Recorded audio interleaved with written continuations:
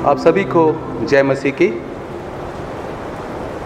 आप सभी को आज की सुबह की आराधना में मैं सलाम कहता हूं और खुदावंद यीशु मसीह के मधुर नाम में आज की सुबह की आराधना में आप सभी का स्वागत करता हूं और उम्मीद करता हूं और परमेश्वर से प्रार्थना करता हूं कि आप सभी लोग अपने घर में सुरक्षित पाए जाएं और जो बीमार हैं प्रभु उनको अपने शिफा भरे हाथ से छुए और उन्हें चंगाई प्रदान करें। जैसा कि आज पवित्र आत्मा के अवतरण पर्व के पश्चात का 11वां रविवार है और आज की सुबह हमारे लिए मनन चिंतन करने का विषय है परमेश्वर का शुभ संदेश सुनाने वालों का स्वागत और तिरस्कार दोनों होता है। और आज परमेश्वर का वचन हमसे ये कहता है, क्योंकि जीवन का सोता तेरे ही पास है, तेरे प्रकाश के द्वारा हम प्रकाश पाएंगे।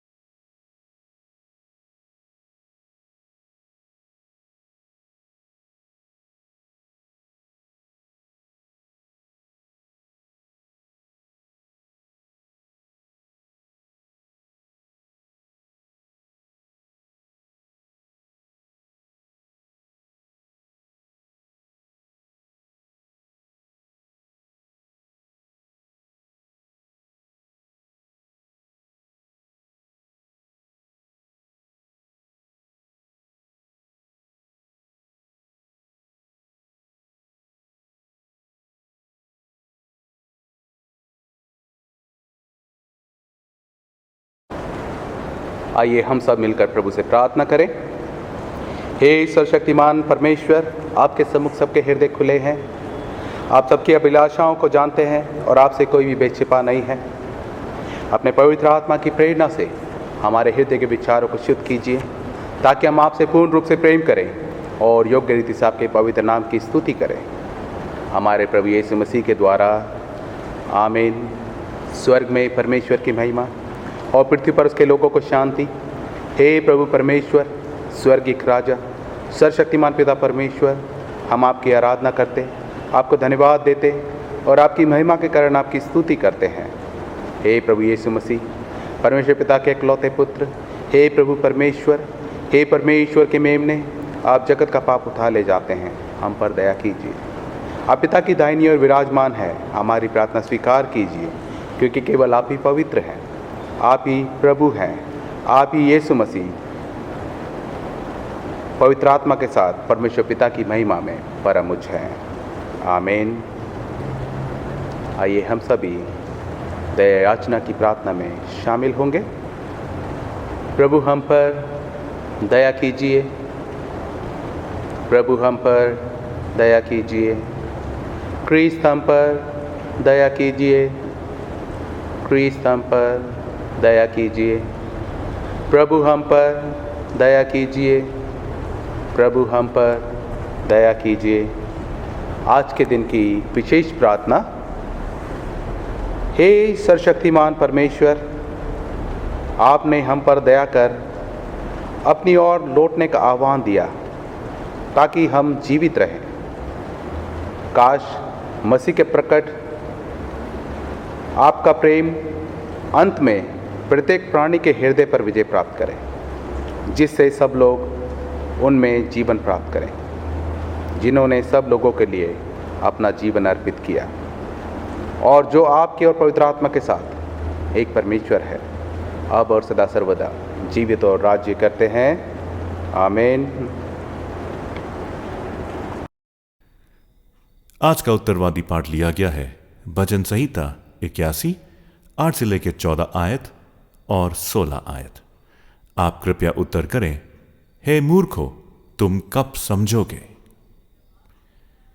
हे मेरी प्रजा सुन, मैं तुझे चिता देता हूं। हे इज़राइल, भला हो कि तू मेरी सुने। तेरे बीच में पराया ईश्वर ना हो, और ना तू किसी पराये देवता को दंडवत करना। तेरा परमेश्वर यहोवा मैं हूं, जो तुझे मिस्र देश से निकाल लाया है। तू अपने मुंह पसार, मैं उसे भर दूंगा। परंतु मेरी प्रजा ने मेरी ना सुनी, इज़राइल ने मुझको ना चाहा।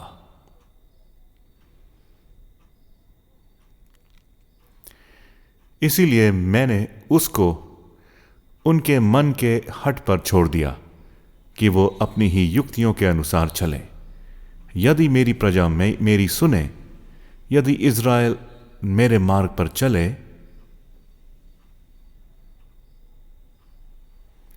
तो क्षण भर में उनके शत्रुओं को दबाऊं और अपना हाथ उनके द्रोहियों के विरुद्ध चलाऊं, और उनको उत्तम से उत्तम गेहूं खिलाता, और मैं चट्टान में के मधु से उनको तृप्त करूं।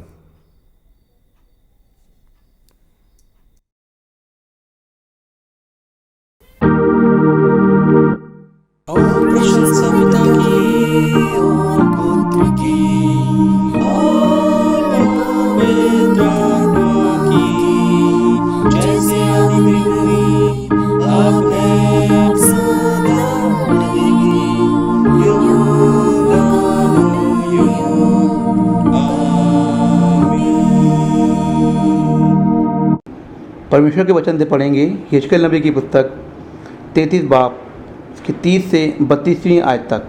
हे मनुष्य के संतान, तेरे लोग दीवारों के पास और घरों के दौरों में तेरे विषय में बातें करते हैं और एक दूसरे से कहते हैं, आओ सुनो कि यहोवा की ओर से कौन सा वचन निकलता है। वे प्रजा के समान तेरे पास आते हैं और मेरी प्रजा बनकर तेरे सामने बैठ कर तेरे वचन सुनते हैं, परंतु वे उन पर चलते नहीं। मुँह से तो वे बहुत प्रेम दिखाते हैं, परंतु उनका मन लालच ही में लगा रहता है। तो उनकी दृष्टि में प्रेम के मधुर गीत गाने वाला और अच्छा बजाने वाला सा ठहरा है, क्योंकि वे तेरे वचन सुनते तो हैं परंतु उन पर चलते नहीं। परमेश्वर के वचन पढ़े जाने और सुने जाने पे आशीष दे। आप सभी को जय मसीह की। आज का दूसरा पाठ लिया गया है प्रेरितों के काम उसका 17वां अध्याय और उसकी 1 से लेके 9वीं आयत में। इसमें इस प्रकार से लिखा है, फिर वे अम्फिपुलिस और अपुल्लोनिया होकर थिस्सलुनीकि में आए, जहाँ यहूदियों का एक आराधनालय था।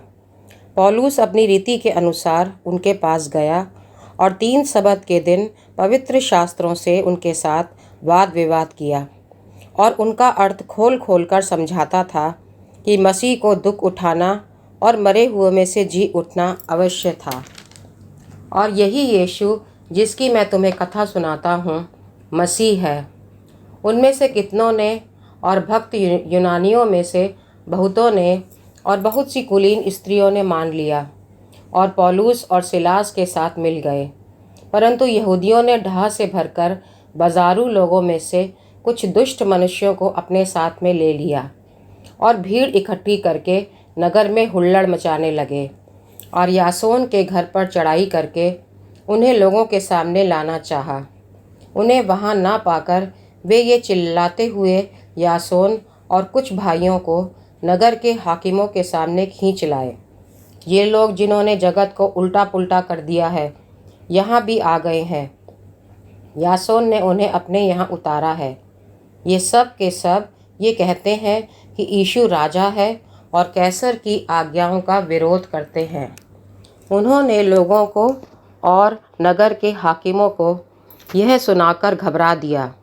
इसीलिए उन्होंने यासोन और बाकी लोगों से मुचलका लेकर उन्हें छोड़ दिया।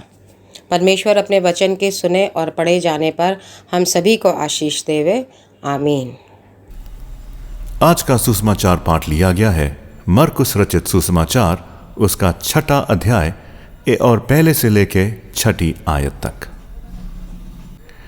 वहां से निकलकर वो अपने देश में आया और उसके चेले उसके पीछे हो लिए। सबत के दिन वो आराधनालय में उपदेश करने लगा और बहुत लोग सुनकर चकित हुए और कहने लगे, इसको ये बातें कहां से आ गई और ये कौन सा ज्ञान है जो उसको दिया गया है और कैसे सामर्थ के काम इसके हाथों से प्रकट होते हैं। क्या ये वही बड़ाई नहीं जो मरियम का पुत्र और याकूब और यूसुफ और यहूदा और शिमोन का भाई है? और क्या इसकी बहनें यहाँ हमारे बीच में नहीं रहती? इसलिए उन्होंने इसके विषय में ठोकर खाई। यीशु ने उनसे कहा कि भविष्यवक्ताओं अपने देश और अपने कुटुंब और अपने घर को छोड़ और कहीं भी निरादर नहीं होता। और वो वहाँ कोई सामर्थ का काम ना कर सका, केवल थोड़े बीमारों पर हाथ रखकर उन्हें चंगा किया। और उसने उनके अविश्वास पर आश्चर्य किया और चारों ओर के गांव में उपदेश करता फिरा। प्रभु अपने वचन के पढ़े और सुने जाने पर आशीष दे। आमीन। आइए हम समस्त मानव जाति के लिए प्रार्थना करें और अपनी प्रार्थनाओं को प्रभु यीशु मसीह के निरंतर निवेदन के साथ अर्पित करें। हे पिता, हम प्रार्थना करते हैं कि समस्त संसार में न्याय और शांति स्थापित हो और प्रत्येक व्यक्ति भरपूर जीवन प्राप्त करे। हे दयावान प्रभु, हमारी प्रार्थना सुन। उन सब लोगों के लिए जो इस नगर में रहते हैं, उन सब बातों को दूर करने के लिए जिनसे आपसी फूट और झगड़े होते हैं, और हमारे देश में सच्ची एकता की बढ़ती के लिए। हे दयावान प्रभु, हमारी प्रार्थना सुन। उन सब लोगों के लिए जो कृषि, उद्योग अथवा व्यापार में लगे हुए हैं, सब मजदूरों और कारीगरों के लिए, उन सब के लिए जो हमारे देश की रक्षा करते हैं। हे दयावान प्रभु, हमारी प्रार्थना सुन। अध्यापकों और छात्रों, वैज्ञानिकों, लेखकों और कलाकारों और उन सब व्यक्तियों के लिए जो अन्य लोगों के विचारों और भावनाओं को प्रभावित करते हैं। हे दयावान प्रभु, हमारी प्रार्थना सुन। उन सब लोगों के लिए जो दुखी हैं, बेरोज़गार हैं, भूखे प्यासे हैं, दरिद्र और दलित हैं, बीमार और मरनासन हैं, और उन सब व्यक्तियों के लिए जो ऐसे लोगों की सेवा और सहायता करते हैं। हे दयावान प्रभु, हमारी प्रार्थना सुन। हमारे तथा अन्य देशों के सब शासकों के लिए, विशेषकर हमारे राष्ट्रपति, प्रधानमंत्री, इस राज्य के राज्यपाल और मुख्यमंत्री, और उनके लिए भी जो लोगों पर किसी प्रकार का अधिकार रखते हैं। हे दयावान प्रभु, हमारी प्रार्थना सुन। संपूर्ण मसीह समाज की एकता और मेल मिलाप के लिए और समस्त संसार में उनकी गवाही और सेवा कार्य के लिए, हे दयावान प्रभु, हमारी प्रार्थना सुन। भारत में आपकी समस्त कलीसिया के लिए, उसकी परिषदों तथा अगुओं, विशेषकर हमारे प्रमुख धर्माचार्य पीसी सिंह, दक्षिण भारत कलीसिया के प्रमुख धर्माचार्य और मार्थोमा कलीसिया के मेट्रोपॉलिटन, और हमारे कमिश्नरी, हमारे पुरोहित, विशेषकर Reverend Timothy Shaw, Reverend Dennis Lal, Reverend Jai Kumar, और हमारे ले लीडर आशीष, और आपके कलीसिया के सब अन्य धर्म सेवकों के लिए, कि वे सच्चाई और लगन से आपकी सेवा करें। हे दयावान प्रभु, हमारी प्रार्थना सुन।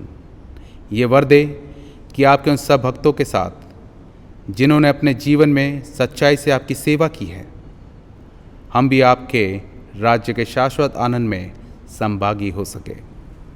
हे दयावान प्रभु, हमारी प्रार्थना सुन। हम सब एक साथ कहें, हे स्वर्गीय पिता, हमारे अपने राज्य को शीघ्र प्रकट कीजिए और हमारी इन प्रार्थनाओं को सुनिए। हम आपके पुत्र, हमारे प्रभु और उद्धारकर्ता यीशु मसीह के नाम से ये मांगते हैं, आमीन।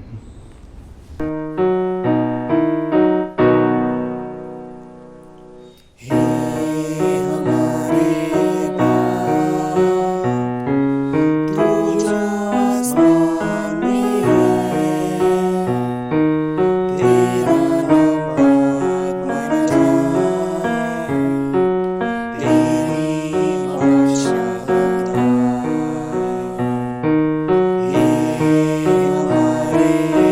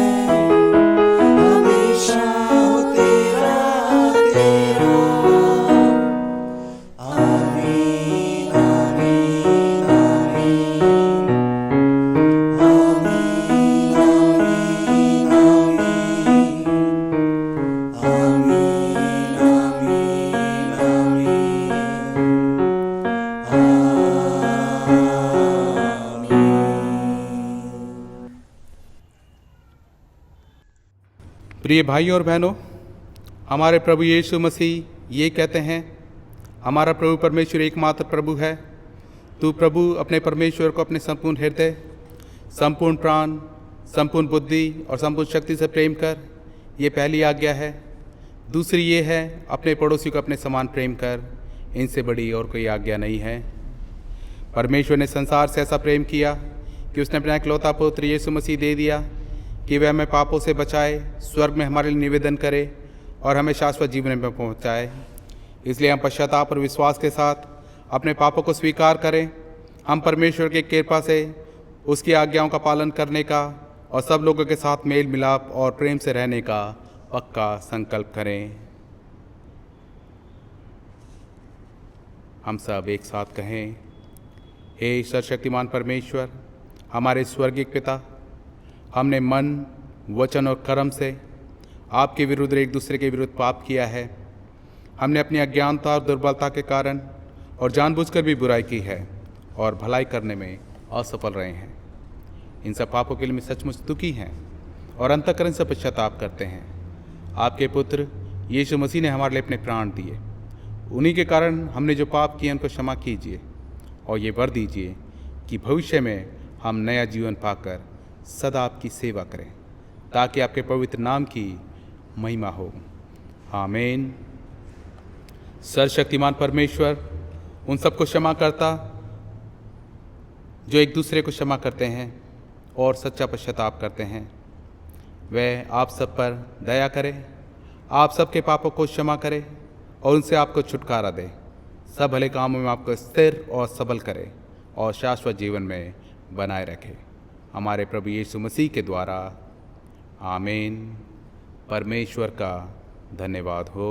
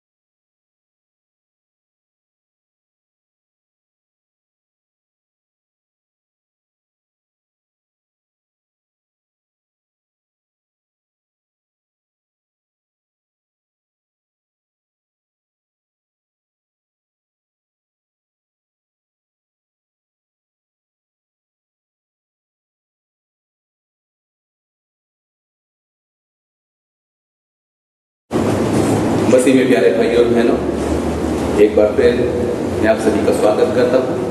इससे पहले कि हम प्रभु के वचन में जाएं, उसे मनन चिंतन करें, हम अपने सरों को झुकाएं और प्रभु से प्रार्थना करें कि प्रभु तेरे वचन को हमें समझने के लिए बुद्धि और ज्ञान दें। पिता पुत्र पवित्र आत्मा के नाम में आमीन। प्रभु जी, हम इस समय प्रार्थना करते हैं आपके सुंदर दिन के लिए जो आपने हमारे जीवन में दिया है।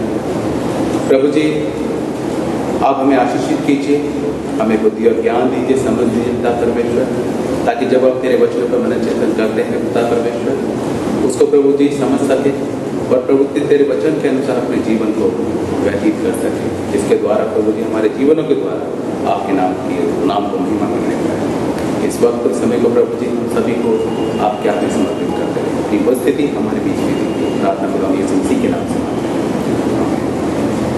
जैसा कि आज के दिन हम लोगों ने पढ़ा है, यहेजकेल 33 उसका 30 से 32, प्रेरितों के काम उसका 17वां अध्याय 1 से 9 और मरकुस रचित सुसमाचार उसका 6वां अध्याय उसका 1 से 6, जिसमें कि आज हमारे लिए मनन चिंतन करने का विषय है कि परमेश्वर का शुभ संदेश सुनाने वालों का स्वागत और तिरस्कार दोनों होता है। जैसा कि हम आज के वचन में हमने देखा कि नासरत में खुदावंद यीशु मसीह का अनादर किया गया या उन्हें स्वीकार नहीं किया गया। जैसा कि आज के वचन में हम पाते हैं कि प्रभु यीशु अपने चेलों के साथ अपने देश नासरत को गया, जहाँ पर प्रभु यीशु ने अपना बचपन बिताया था। और ये प्रभु यीशु का नासरत में दूसरा भ्रमण था। हो सकता है कि खुदावंद यीशु मसीह पहले भी कई बार वहाँ गए, परंतु बाइबल में हमें खुदावंद यीशु मसीह के नासरत जाने के विषय में 2 बार का उल्लेख मिलता है, जहाँ पर हम देखते हैं कि उनके लोगों ने ही प्रभु यीशु को नकार दिया, जबकि प्रभु यीशु अपने लोगों को परमेश्वर का शुभ संदेश सुनाना चाहते थे। उन्हें अच्छी शिक्षाएं उन्हें देना चाहते थे।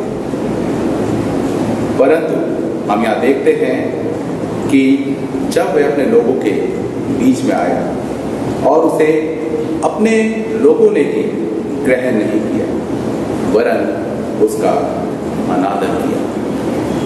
एक बार की बात है कि एक सेमिनरी में एक नए प्रोफेसर जो पादरी भी थे आए, जो हर बात में बाइबल से कुछ ना कुछ उदाहरण देकर छात्रों को या वहाँ के स्टूडेंट्स को बताते थे या उन्हें सिखाते थे।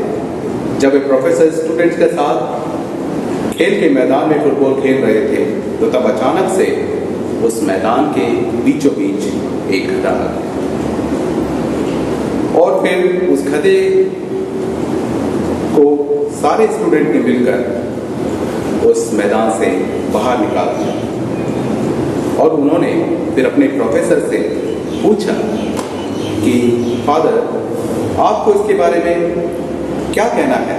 तो उस प्रोफेसर पादरी साहब ने उन्हें यह उत्तर दिया कि यूहन्ना 1 उसका 11, जिसे सुनकर एक स्टूडेंट तुरंत कमरे की ओर दौड़ा और बाइबल लेकर आया और उस पद को पढ़ने लगा, जहाँ पर लिखा था कि हमारे बीच में वह आया और उसे उसके अपने ही लोगों ने ग्रहण नहीं किया, उसके अपने ही लोगों ने उसे नहीं अपनाया। मसीह में प्यारे भाई और बहन, आज के सुसमाचार में हम यही देखते हैं कि प्रभु यीशु को उसके अपने ही देश में या उसके अपने ही नगर में उसके अपने ही लोगों ने उसे अस्वीकार कर दिया और प्रभु यीशु को जानने के बावजूद भी लोगों ने उनका तिरस्कार किया।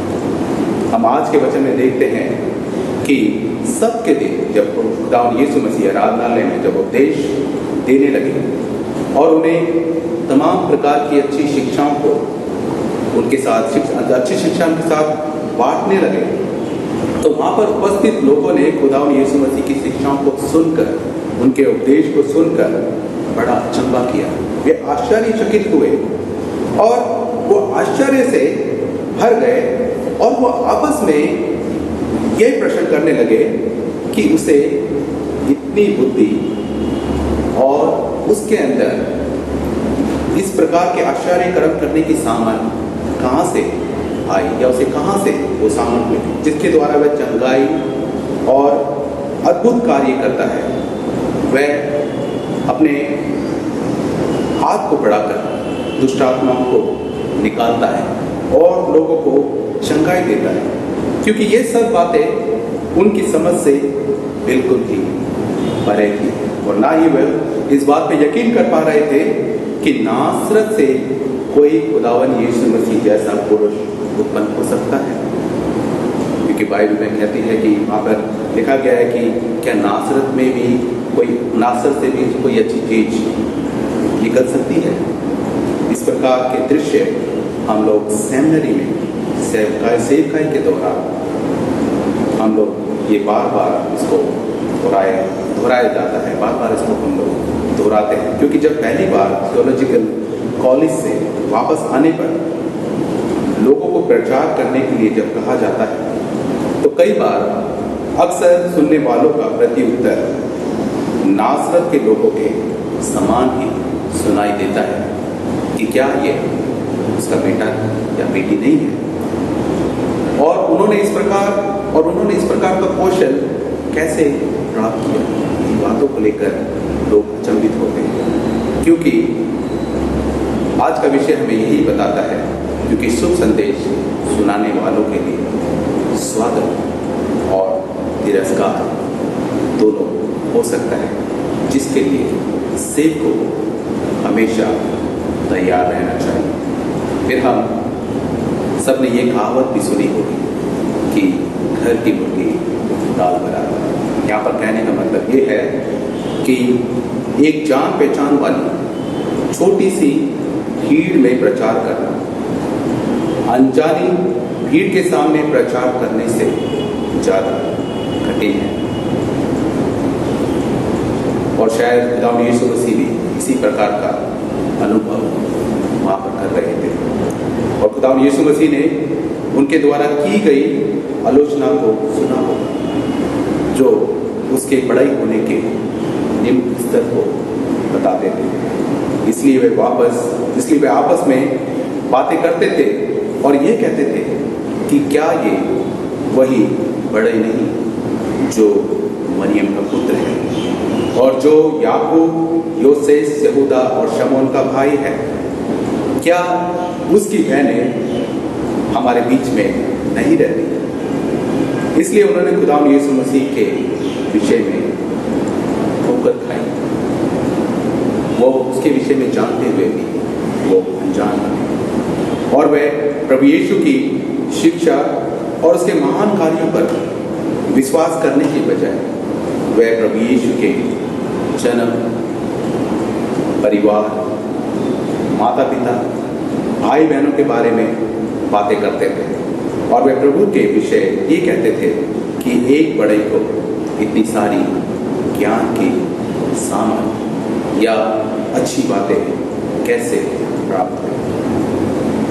क्योंकि यहाँ पर ये प्रतिक्रिया ऐसी थी मानो जैसे कि आज के समय में कि एक गरीब किसान के बेटे का इंजीनियर बन जाना और किसी ड्राइवर की बेटी का पायलट बन जाना, जिसके कारण आज भी हम लोग देखते हैं कि निम्न वर्ग या दलित वर्ग के लोगों को उच्च वर्ग के लोगों के द्वारा या अपने ही लोगों के समूहों के द्वारा उन्हें निम्न दृष्टि से देखा जाता है और उस पद के लिए लोग जो है ईर्ष्या करने लगते हैं। उनके मन में यही होता है कि किसी अच्छी जगह पर क्या कोई निम्न वर्ग का व्यक्ति जा सकता है, क्योंकि ये सभी बातें उन्हें पारंपरिक सोच से परे हैं, क्योंकि वो इस चीज़ को कभी स्वीकार ही नहीं कर सकते, क्योंकि लोग सच्चाई को स्वीकार करना ही नहीं चाहते हैं। जैसा कि वहाँ पर नासरत में उन लोगों ने उस खुदावंद यीशु मसीह की सच्चाई को, उसके सच्चे उपदेश को उसकी सच्ची बातों को उन्होंने स्वीकार नहीं किया। जैसे कि नासरत के लोगों ने खुदावंद यीशु मसीह के साथ वहाँ पर व्यवहार किया और उन्होंने खुदावंद यीशु मसीह के उपदेश और शिक्षा और आश्चर्य कर्मों को देखने के बावजूद भी खुदावंद यीशु मसीह को एक शिक्षक या एक गुरु के रूप में उन्होंने स्वीकार नहीं किया। इसी प्रकार का स्वभाव आज भी हम लोग मनुष्य के बीच में या हम लोग अपने बीच में भी देख पाते हैं। इस प्रकार का स्वभाव हमारे अंदर भी पाया जाता है। अतः नासरत में खुदावंद यीशु मसीह ने भी वो आदर, सम्मान व अपनापन नहीं पाया जो उसने अन्य जगहों पर पाया था। इसलिए खुदावंद यीशु मसीह ने कहा कि भविष्यद्वक्ता अपने देश और अपने कुटुंब और अपने घर को छोड़ और कहीं भी इनका अपमान नहीं होगा। अर्थात अपने घर में अपने ही लोगों के बीच में इनका आदर नहीं होता है। और हो सकता है कि शायद हमने भी अपने जीवन में कभी ऐसे अनुभवों का सामना किया होगा जब हमें अपने ही घरों में अपने ही लोगों के बीच में हम जो हैं और हमारे अंदर जो क्षमता है उसे लोगों ने नजरअंदाज कर दिया गया होगा या उस क्षमता को नकार दिया गया होगा। क्योंकि इन सब चीज़ों से मनुष्य के जीवन में डिमोटिवेशन मिलता है। मनुष्य जो है कि हतोत्साहित हो जाता है। इसलिए हमें ज़रूरी है कि जब किसी की जो क्षमता है हमें उसको मोटिवेट करना चाहिए ताकि वो समाज में एक नया परिवर्तन ला सके। यदि हम आज अपने आप का मूल्यांकन करें तो क्या हम भी कुछ इसी तरह का व्यंग्य दूसरों पर नहीं करते कि ये अच्छा है या ये बुरा है या ये अच्छा वचन बोलता है या अच्छा वचन का प्रचार करता है या ये अच्छा वचन का प्रचार नहीं करता। यदि देखा जाए तो यहाँ पर सिर्फ एक दूसरे पर व्यंग्य या बुराई करते हम लोग नजर आते हैं और हमारा ध्यान इस तरफ बिल्कुल भी नहीं होता है कि हमने आज वचन से क्या सीखा है या आज का वचन मेरे और आपके जीवन के लिए क्या बदलाव ला सकता है या क्या बदलाव लाना चाहता है। क्योंकि यदि आज भी हम परमेश्वर के वचन को सुनकर, उस वचन को पढ़कर, उस वचन पे मनन चिंतन करने के बाद भी यदि हमारे अपने जीवन नहीं बदलते हैं तो उसका मतलब ये है कि हम भी फिर उन लोगों के समान ही हैं जो प्रभु यीशु को नकारते थे। और उन्होंने खुदावंद यीशु मसीह को सिर्फ इसलिए नकारा क्योंकि वह उनके ही अपने गांव का था, वह उन लोगों में से एक था, वह निम्न वर्ग का था, वह बड़ा ही था। शायद इसलिए उन्होंने खुदावंद यीशु मसीह को अस्वीकार कर दिया क्योंकि वे अपने ही बीच में उत्तम हीरे को परख ना सके। और यदि हम अपने जीवन में देखें तो उनमें और हम में भी कोई फर्क नहीं पाएंगे क्योंकि कुछ हद तक हमारे जीवन भी वो नासरत के उन लोगों के समान ही पाए जाते हैं। क्योंकि हमारे जीवन में कितने ऐसे लोग हैं जिनके सही मूल्यों को हम परख नहीं पाते हैं और उन्हें आदर सम्मान देने के बजाय हम उनका निरादर करते हैं, उन्हें अपमानित करते हैं। और ये शायद इसलिए होता है क्योंकि हम अधिकतर अपने आप को कुछ ज़्यादा ही महत्व देने लगते हैं और लोगों के अंदर की अच्छाइयों को ढूंढने की बजाय हम लोगों की कमियों को ज़्यादातर ढूंढने लगते हैं, जिसके कारण हम उनकी बुराई करते हैं। ये सच्चाई है। खुदावंद यीशु मसीह ने हमें सिखाया कि हमें एक दूसरे से प्रेम करना है, एक दूसरे को रिस्पेक्ट करनी है। ये मायने नहीं रखता कि वो किस पद पर है, कौन सा काम करता है, क्योंकि खुदावंद यीशु मसीह ने हर एक को प्रेम करना सिखाया। उसने 2 आज्ञाओं को मानना सिखाया, अपने परमेश्वर से सच्चे मन से, सच्ची अकल से, सच्ची बुद्धि से प्रेम करो। दूसरा, अपने पड़ोसी को को अपने समान प्रेम करो। पड़ोसी का मतलब ये है कि खुदावंद यीशु मसीह के नज़र में कोई भी छोटा बड़ा नहीं है। और जब हम मरकुस रचित सुसमाचार के 6 अध्याय के 5-6 पद में को हम लोग पढ़ते हैं, तो हम लोग पाते हैं कि खुदावंद यीशु मसीह अपने नगर में अपने ही लोगों की आलोचना के कारण उस नगर में कोई भी आश्चर्य कर्म नहीं कर सके, क्योंकि प्रभु यीशु अपने नगर नासरत में अपने लोगों से किसी प्रकार का आदर सम्मान व अपनापन उन्होंने नहीं पाया, और ना ही लोगों ने खुदावंद यीशु मसीह पर विश्वास किया और ना ही उसे स्वीकार किया। इसके परिणाम स्वरूप खुदावंद यीशु मसीह ने कोई भी सामर्थ का काम उस जगह पर नहीं किया, सिवाय कुछ बीमारों को चंगा करने के।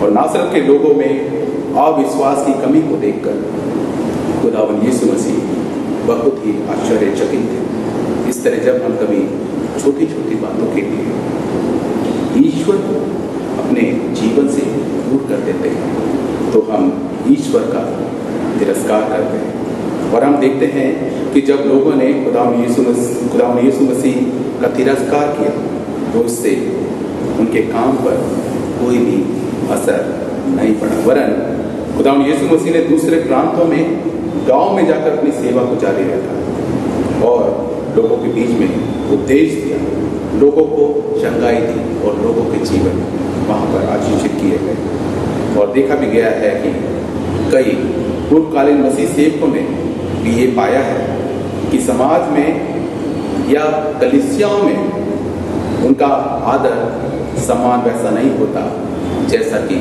होना चाहिए।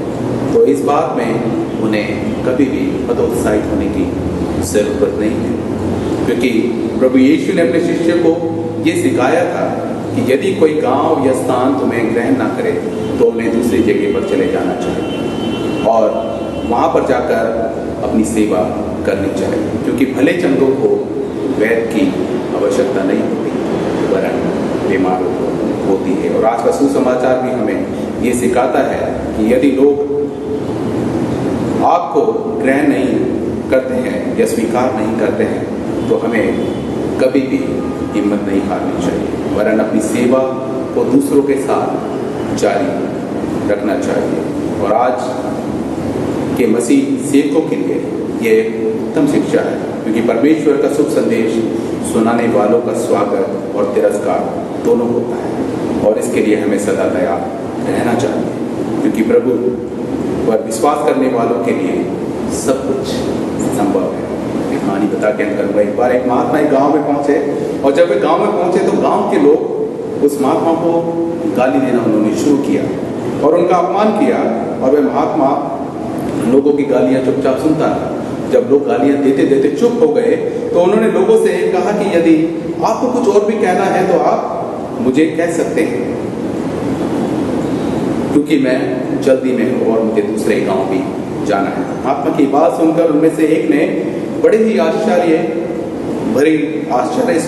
में होकर उस महात्मा से पूछा, आपको हमने गालियाँ दी, आपका हमने अपमान किया और आप चुप रहे और आपने कुछ भी नहीं कहा। और फिर उस व्यक्ति की बात सुनकर उस महात्मा ने उससे कहा कि भाई, आप इस रहस्य को नहीं समझ सकते हैं। यदि आपने ईश्वर को जाना होता तो आपने मुझसे ऐसा प्रश्न नहीं किया होता, और ना ही मुझे गालियाँ दी होती और ना ही मेरा अपमान किया होता। ये सब आपने इसलिए किया क्योंकि आप ईश्वर को नहीं जानते हैं, परंतु यदि आपने ये गालियाँ मुझे 10 या 12 साल पहले दी होती तो मैं इन गालियों का उत्तर गालियों में देता और शायद मैं आपका अपमान भी करता, परंतु ऐसा नहीं हो सकता है क्योंकि मेरे अंदर ईश्वर का वास है। और फिर महात्मा ने लोगों से कहा कि देखिए, एक बात मैं आपको बताना चाहता हूँ कि मैं दूसरे गांव में गया और मुझे वहाँ से जो भी प्राप्त हुआ वही चीज़ मैं आपको भी देना चाहता हूँ, आपके साथ भी वैसा ही मैं करना चाहता हूँ। इसका जब उसका अर्थ जो है कि जानने के लिए वहाँ के लोग बड़े चिंतित हुए कि इसका कहने का मतलब है क्या। तब महात्मा ने उनसे कहा कि जब मैं उस गांव में पहुंचा तो लोगों ने मेरा स्वागत किया और मुझे फल और मिठाइयाँ लाकर मुझे दी। तो महात्मा ने उन्हें यह कहकर उन वस्तुओं को वापस लौटा दिया कि इन चीज़ों को अपने बच्चों के साथ बांट दीजिए। और फिर उसी क्षण रुक कर उसने दोबारा कहा, मैं आपकी गालियाँ लेने में असमर्थ हूँ और मैं चाहता हूँ कि आप इन्हें अपने बच्चों में व अपने लोगों में बांट दें। क्या आप ऐसा कर सकते हैं? हम ऐसा बिल्कुल भी हम लोग नहीं कर सकते हैं, क्योंकि बुरी चीज़ें हम लोग अपने बच्चों को कभी भी नहीं दे सकते हैं। उसी प्रकार हमारा परमेश्वर है, वो भी कभी भी हमें बुरी शिक्षाएं या बुरी चीज़ें नहीं देता, वरन वो हमेशा हमें अच्छी चीज़ों से हमें नवाजता है और अच्छी आशीषें, उत्तम आशीषें हमें प्रदान करता है, ताकि हम लोग अपने जीवन में आगे बढ़ें। और परमेश्वर का शुभ संदेश, इसलिए जो है कि आज का जो विषय है इसमें कहा गया है कि परमेश्वर का शुभ संदेश सुनाने वालों का स्वागत और तिरस्कार दोनों हो सकता है, और इसके लिए हमें हमेशा तैयार रहना चाहिए। क्योंकि जैसा व्यवहार हम लोग दूसरों से चाहते हैं कि वह हमारे साथ व्यवहार करें, तो हमें भी पहले दूसरों के साथ वैसा ही व्यवहार करना चाहिए। क्योंकि हमारी सहन शक्ति, दीनता और प्रेम और हमारा व्यवहार दूसरों के जीवन में परिवर्तन ला सकता है। और यदि हम समाज में या अपने व्यक्तिगत जीवन में मसीह की शक्ति का अनुभव करना चाहते हैं, तो हमें प्रभु यीशु पर विश्वास करना होगा और उसे अपने जीवन में ग्रहण करना होगा। क्या हम इसके लिए तैयार हैं? आज हम अपने आप से ये सवाल करें, क्योंकि जितनों ने उसे ग्रहण किया उसने उन्हें परमेश्वर की संतान होने का अधिकार दिया। खुदा को बहुत किया। आइए हम सब अपने विश्वास वचन को दोहराएंगे। हम एक परमेश्वर सर्वशक्तिमान पिता पर विश्वास करते हैं, वह स्वर्ग और पृथ्वी का और समस्त दृश्य एवं अदृश्य वस्तुओं का करता है। हम एक प्रभु यीशु मसीह पर विश्वास करते हैं, वे परमेश्वर का इकलौता पुत्र, सर्वयुगों से पहले पिता से उत्पन्न, परमेश्वर से परमेश्वर, ज्योति से ज्योति, सत्य परमेश्वर से सत्य परमेश्वर, कृत नहीं वरन उत्पन्न है। उनका और पिता का तत्व एक ही है। उन्हीं के द्वारा सब वस्तुएं बनी। हम मनुष्य के लिए और हमारे उद्धार के निमित्त वे स्वर्ग से उतर आए। पवित्र आत्मा की सामर्थ से वे कुंवारी मरियम से जन्मे और मनुष्य बने। पेंतुस पिलातुस के शासन में वे हमारे लिए क्रूस पर चढ़ाए गए। उन्होंने दुख भोगा, वे मरे और गाड़े गए। पवित्र शास्त्र के कथन के अनुसार वे तीसरे दिन जी उठे। वे स्वर्ग पर चढ़ गए और पिता की दाहिनी ओर विराजमान हुए। वे जीवितों और मृतकों का न्याय करने के लिए महिमा के साथ फिर आएंगे और उनके राज्य का कभी अंत न होगा। हम पवित्र आत्मा पर विश्वास करते हैं, वे प्रभु और जीवन दाता है। वे पिता और पुत्र से निकलता है। पिता और पुत्र के साथ उसकी आराधना स्तुति की जाती है। वह नबियों के द्वारा बोला। हम एक पवित्र सरलौकिक और प्रेरित कलीसिया पर विश्वास करते हैं। हम पापों की क्षमा के लिए एक बपतिस्मे को मानते हैं। हम मृतकों के पुनरुत्थान की और आने वाले युग के जीवन की प्रतीक्षा करते हैं। आमीन। परमेश्वर की शांति जो सारी समझ से परे है, परमेश्वर के और उसके पुत्र हमारे प्रभु यीशु मसीह के ज्ञान और प्रेम में आपके हृदय विचारों को सुरक्षित रखे और सर्वशक्तिमान परमेश्वर पिता, पुत्र और पवित्र आत्मा की आशीष आप पर हो और आपके साथ सदा सर्वदा बनी रहे। आमीन। शांति से पूर्ण होकर जाइए और प्रभु से प्रेम रखिए और इसकी सेवा में लगे रहिए। मसीह के नाम में आमीन।